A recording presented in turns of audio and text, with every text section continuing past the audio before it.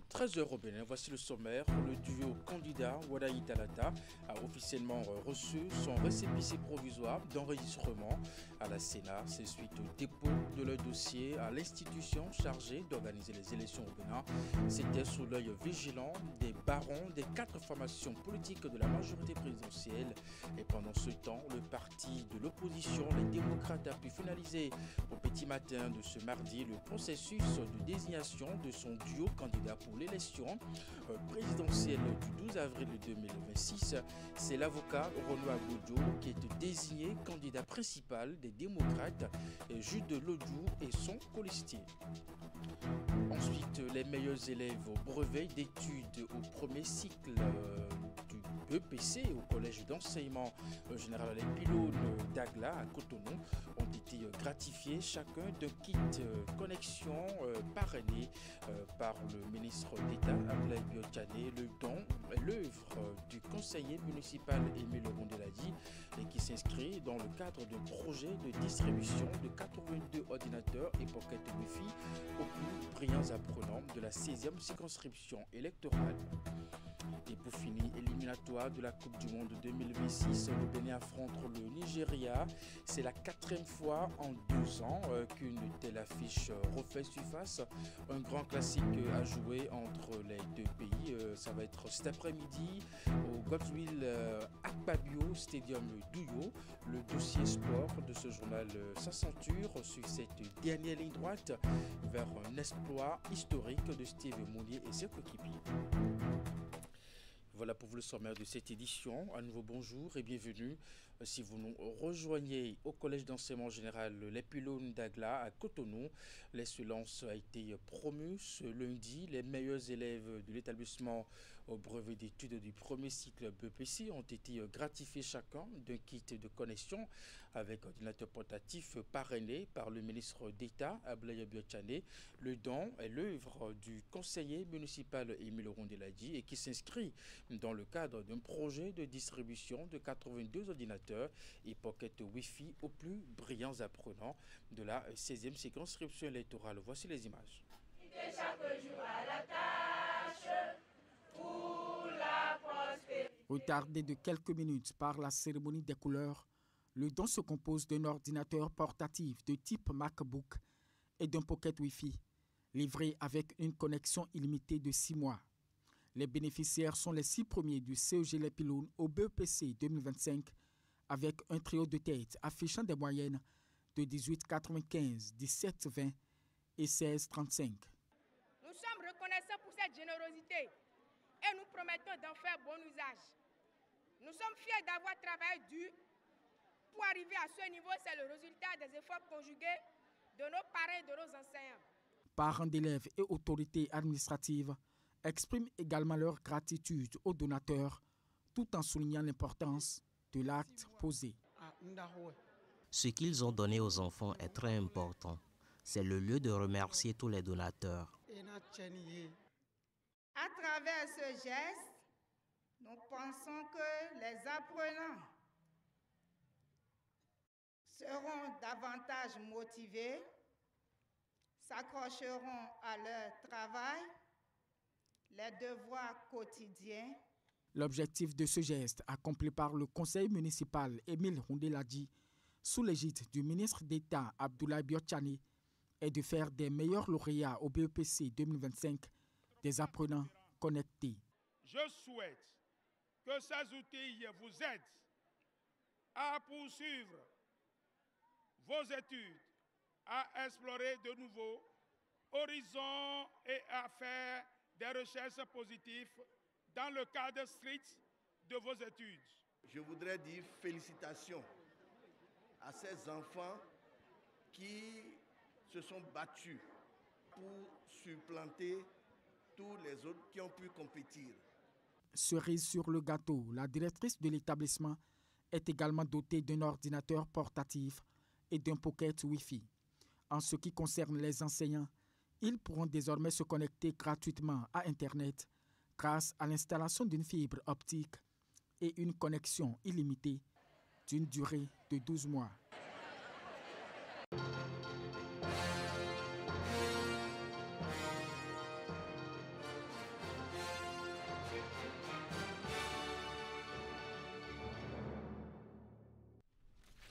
Dans l'actualité électorale, le duo candidat de la majorité présidentielle a officiellement reçu son récépissé provisoire d'enregistrement à la Sénat.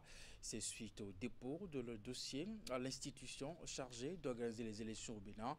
C'était sous l'œil vigilant des barons des 4 formations politiques de la mouvance présidentielle qui ont accompagné le duo dans cette opération.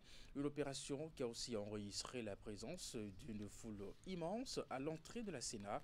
Des militants et sympathisants venus justement nombreux témoigner de leur soutien au duo Wadayi Talata. Voici le compte rendu de Ulrich Gaba.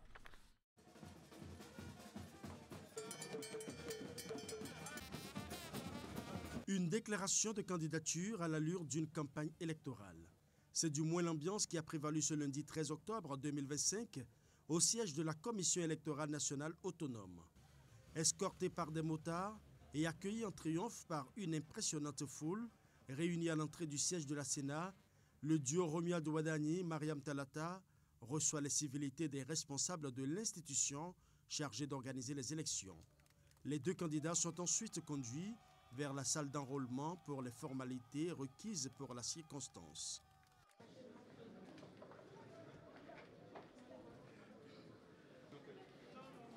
Au terme des formalités, le duo ressort de la salle d'enregistrement de la Sénat, accompagné du président de l'institution, qui officiellement remet le récépissé provisoire d'enregistrement de candidature. C'est d'ailleurs la toute première candidature enregistrée par la Sénat pour le compte de la présidentielle 2026. La Sénat vient de recevoir votre dossier conformément à la loi. À cette étape, nous vous délivrons un récépissé provisoire. Un récépissé provisoire que j'ai le plaisir de vous remettre. Collé à ce récépissé, nous avons une fiche de complétude des documents que vous avez signés. Voilà le contenu de cette enveloppe. Je vous souhaite félicitations et je vous souhaite des chances. Merci, monsieur. Merci beaucoup. Merci. La Sénat a fini à cette étape-là avec vous. Pas de déclaration au niveau des 2 candidats. Ils s'en remettent aux 4 formations politiques de la majorité présidentielle qui les ont investis. Et pendant ce temps, Romuald Wadani et Mariam Talata vont à la rencontre de leurs militants et sympathisants réunis devant la Sénat. Un bain de foule qui augure d'une campagne électorale électrique. Et bien voilà, l'Union progressiste sur le renouveau à travers la voix du député Orden Aladati a également exprimé sa satisfaction pour le dépôt de candidature en appelant tout le peuple béninois à s'approprier le duo Wadayi Talata qui justement selon lui est le duo de tout le peuple béninois. On l'écoute. Ça tourne. Action.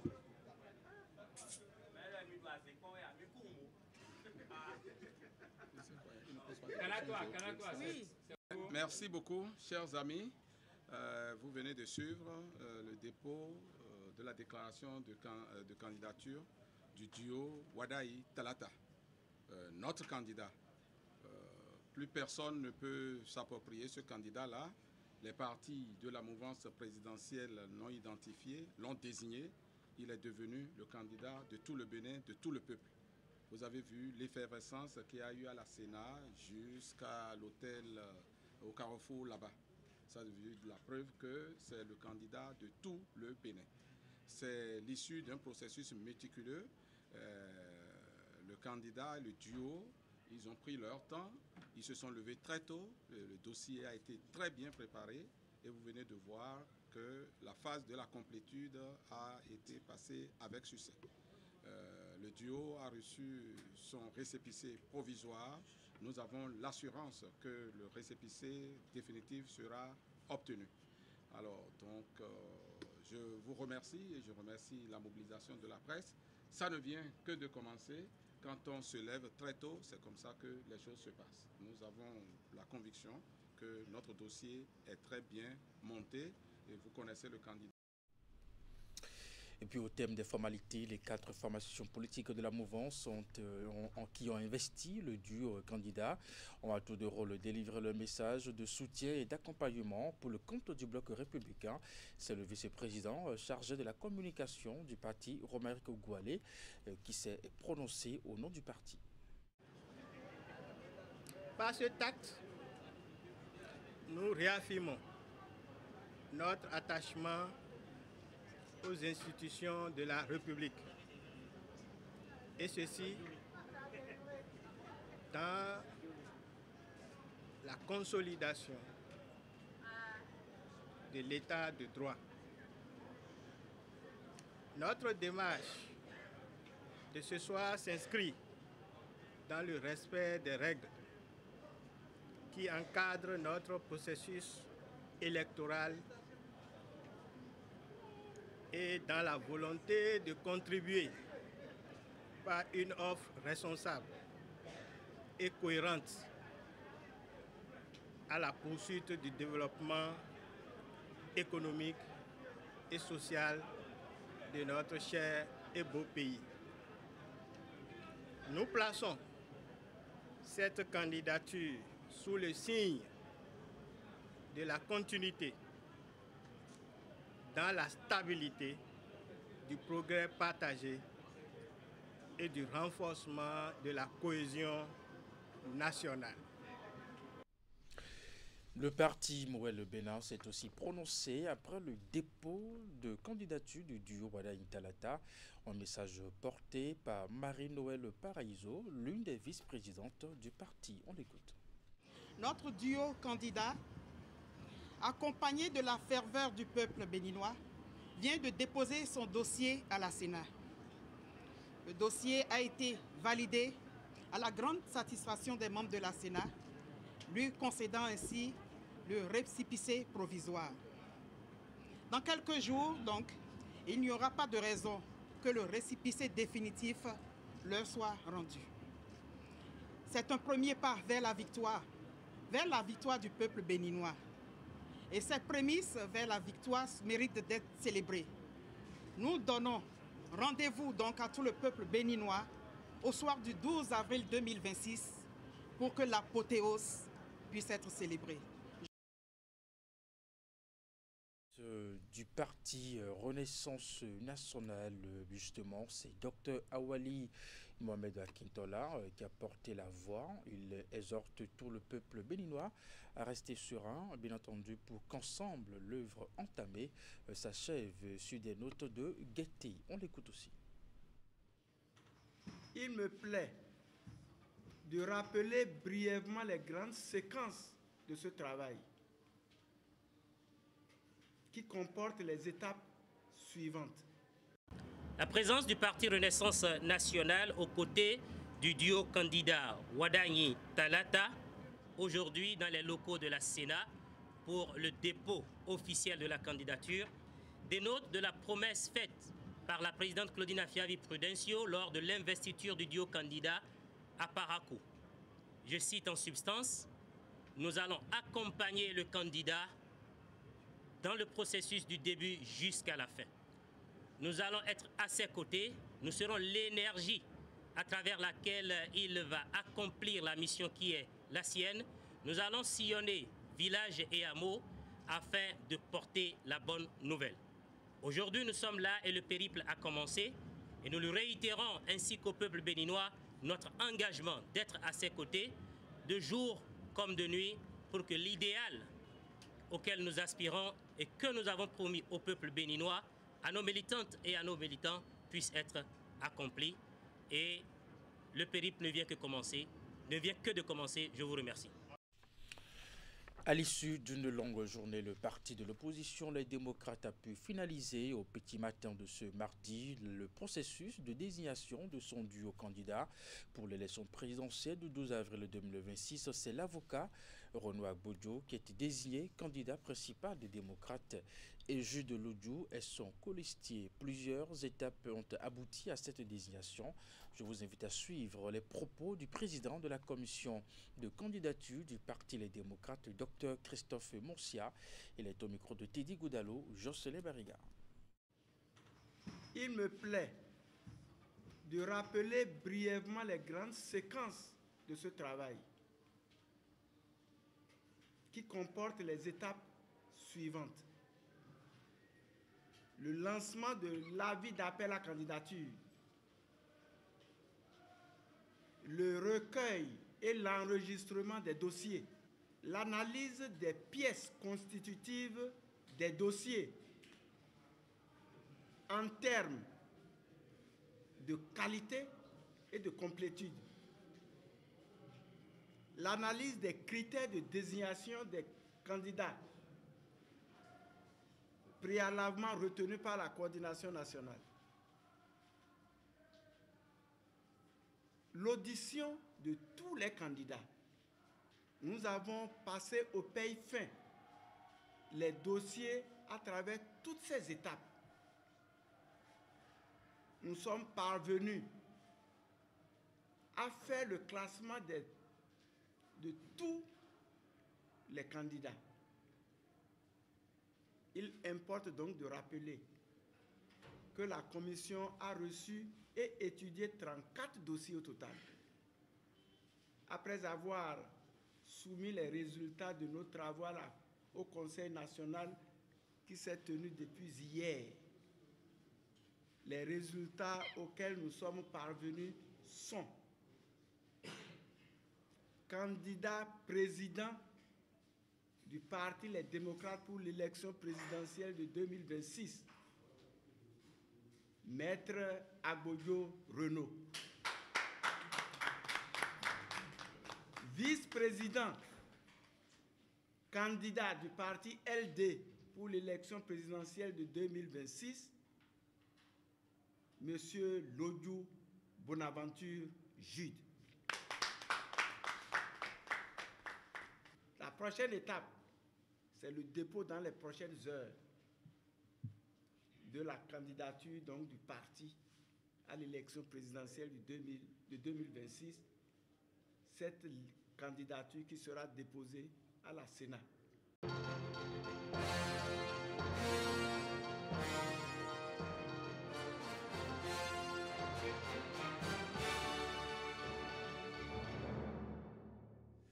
Dans la suite de cette édition, dans la matinée de ce lundi, le président du Conseil économique et social a reçu les cadres du ministre de l'économie, du ministère de l'économie et des finances. La délégation a été conduite par le directeur de cabinet du dit ministère pour présenter aux membres du CES le projet de loi de finances exercice 2026. Je vous invite à suivre au micro de Vigila Roléon et Elvis Tonoucoin un bout de la déclaration de Conrad Baguidi à l'occasion de cette présentation. Nous venons ainsi d'échanger avec le directeur du cabinet du ministre d'État chargé de l'économie et des finances et de la coopération. Au cours de cet exercice très important, nous avons pu nous imprégner du contenu de la loi de finances gestion 2026. Nous apporterons nos contributions et suggestions pour que la mise en œuvre de cette loi se déroule avec efficacité et efficience afin d'offrir véritablement à notre pays non seulement une occasion exceptionnelle de consolidation des performances économiques obtenues depuis ces dernières années, mais aussi et surtout une amélioration quantitative et qualitative de la situation sociale des populations, notamment des couches les plus vulnérables. Je voudrais pour finir une fois encore remercier Monsieur le directeur de cabinet et les cadres qui l'accompagnent pour leur disponibilité, la qualité de la présentation et la précision des réponses apportées aux préoccupations exprimées ici par mes collègues conseillers du Conseil économique et social. Je tiens à vous rassurer que le Conseil économique et social jouera sa pleine partition afin que la loi des finances pour la gestion 2026 soit un reflet de la concrétisation des ambitions de développement inclusif au service du bien-être de nos populations.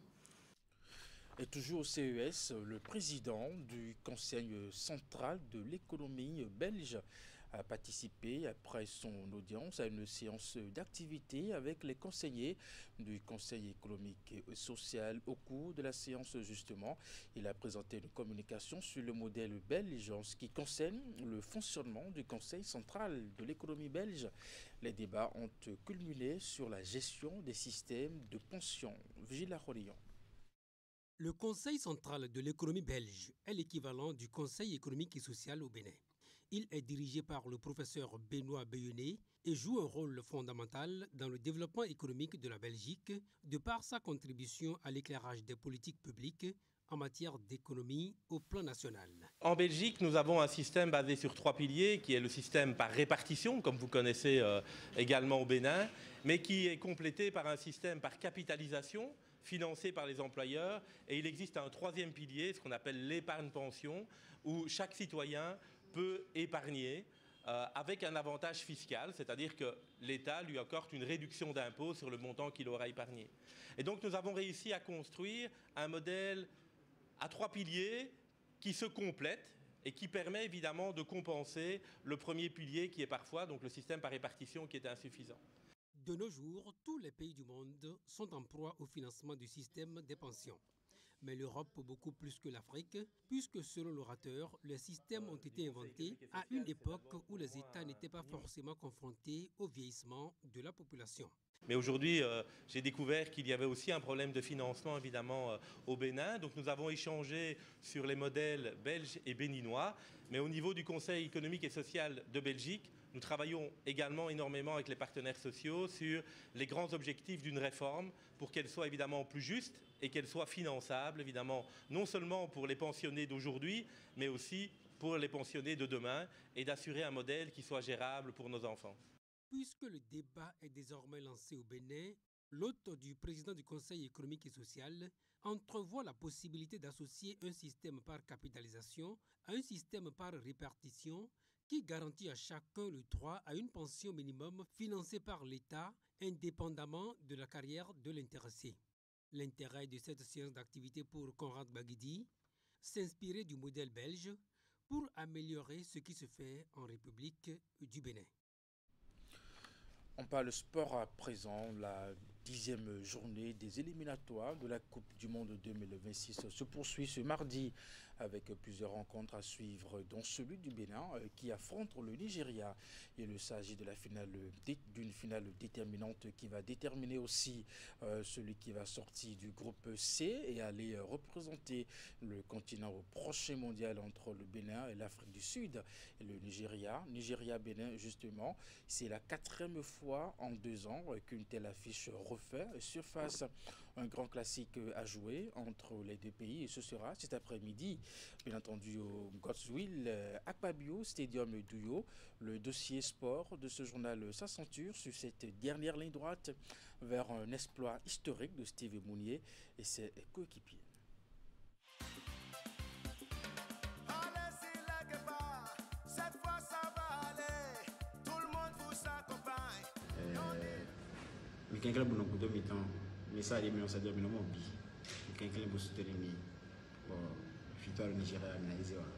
Un message émouvant en langue locale pour solliciter le soutien de tous les Béninois maintenant qu'ils sont tout proches d'écrire une page historique dans le livre de la Coupe du Monde avec une possible qualification. Les Guépards ont 90 minutes à jouer face aux Super Eagles du Nigeria et à surtout bien négocier afin d'obtenir leur ticket pour le mondial de 2026. Actuel leader au classement dans le groupe C avec 17 points au compteur. Devant ses 2 concurrents aussi en lice pour le billet qualificatif du groupe, le Bénin joue sa dernière carte ce mardi face à son éternel adversaire, le Nigeria. Et nous avons le match le plus difficile, puisque nous allons à Uyo, endroit que je connais assez bien, où il n'est pas facile de gagner, surtout que les Super Eagles ont encore une chance de se qualifier. Donc là, c'est une finale. Aujourd'hui, c'était une demi-finale, et là, on va jouer la finale. Il faut encore gagner. Et aller au Nigeria en devant gagner, ou au moins faire un match nul, parce que s'il y a un match nul, il y a éventuellement le goal average qui entre en compte. Empocher les 3 points face aux Super Eagles du Nigeria ou à défaut un match nul. Steve Mounier et ses coéquipiers savent ce qu'ils doivent faire pour décrocher la toute première qualification du pays à la phase des groupes de la Coupe du Monde.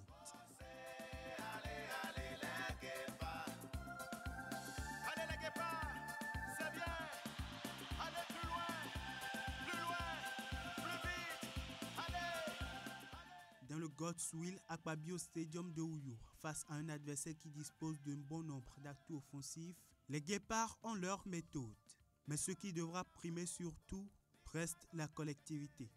On va les aborder avec détermination, sérénité, combativité, organisation. Il faut être enthousiaste parce qu'on est premier, mais un enthousiasme mesuré. Il ne faut pas avoir trop d'émotions. Quand tu vas sur le terrain et tu es premier et tu roules les mécaniques, là tu vas te faire punir.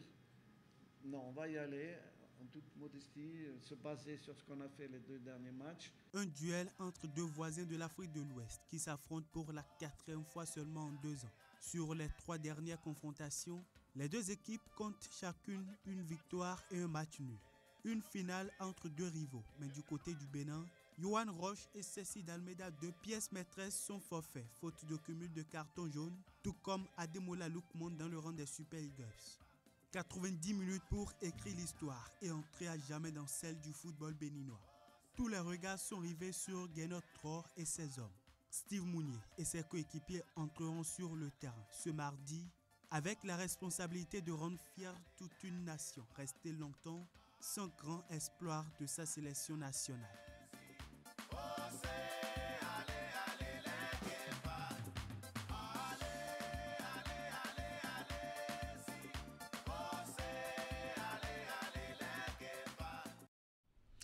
Et pour suivre cette rencontre à Cotonou, le ministère des Sports vous donne rendez-vous, bien entendu, à la place de l'Amazone pour suivre ce match entre le Bénin et le Nigeria.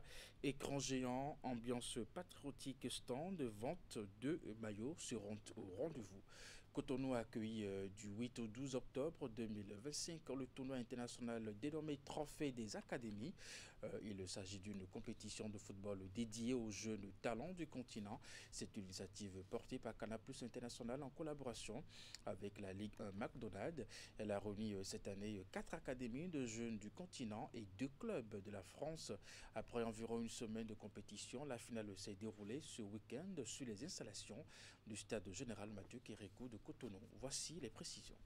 Mais on est des compétiteurs et on forme des compétiteurs. Donc on vient pour gagner.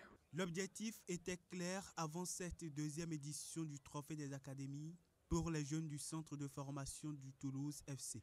Ils sont venus cette année à Cotonou pour faire mieux qu'en 2023 à Abidjan, en Côte d'Ivoire. Objectif atteint et ils s'adjugent le Graal de la compétition. Une entame de compétition sereine face aux représentants béninois de l'USS Kraké et la suite a été pratiquement sans anicroche pour les jeunes du TFC.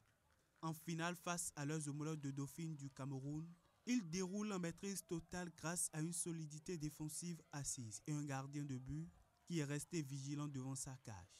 Ils trouvent le chemin des filets à la 36e minute de jeu sur corner avant de faire le break à la 53e minute de jeu sur une perte de balle de l'adversaire. 2-0 au coup de sifflet final qui permet à Toulouse FC de succéder à Dakar Sacré-Cœur, vainqueur de la première édition. On a eu des matchs plutôt compliqués. Là, contre Dauphine, c'est une équipe qui nous a mis en difficulté parce qu'on est ressorti lors du premier match. Et là aussi, on a eu un peu de mal. Mais on a réussi à ne pas prendre de buts et à en marquer 2. Du coup, on est très content d'avoir remporté ce match. Cette 2e édition du Trophée des Académies a une nouvelle fois permis de voir les jeunes pépites à l'œuvre et cette fois-ci sur les installations du stade général Mathieu Kérékou à Cotonou. Une compétition qui se veut une vitrine de promotion des jeunes talents, essentiellement du continent, qui se termine sous de bons auspices. On a été magnifiquement accueillis à Cotonou, les infrastructures, la pelouse du stade de l'Amitié sur lequel nous sommes a été un magnifique écrin pour les 6 équipes qui étaient qualifiées. On a été chercher donc 4 académies sur le continent africain, au Sénégal, en Côte d'Ivoire, au Bénin et au Cameroun pour affronter 2 équipes de Ligue 1 française. Donc je pense que le niveau de cette 2e édition était très très relevé et on a vu que des matchs avec un niveau sur les jeunes footballeurs qui m'ont vraiment impressionné. De belles équipes, de beaux collectifs et aussi des belles individualités. On a aussi assisté à une belle finale entre Dauphine et Toulouse. On a un bon vainqueur et franchement, on a un bilan très très positif de ce tournoi des académies cette année. Apothéose de la Ligue 1 McDonald's Trophée des Académies 2025 à Cotonou. Les yeux sont désormais rivés vers la prochaine édition avec des promesses de futures stars du continent en pleine progression. Et c'est un compte rendu de Candide Ronrinto. Madame, Monsieur, c'est la fin de cette édition. Merci de l'avoir suivi à 16h. Votre bulletin d'information 19h30, la grande édition de la soirée. Et puis juste après votre émission, l'info continue avec Wahab Adipara. Portez-vous bien et à très bientôt.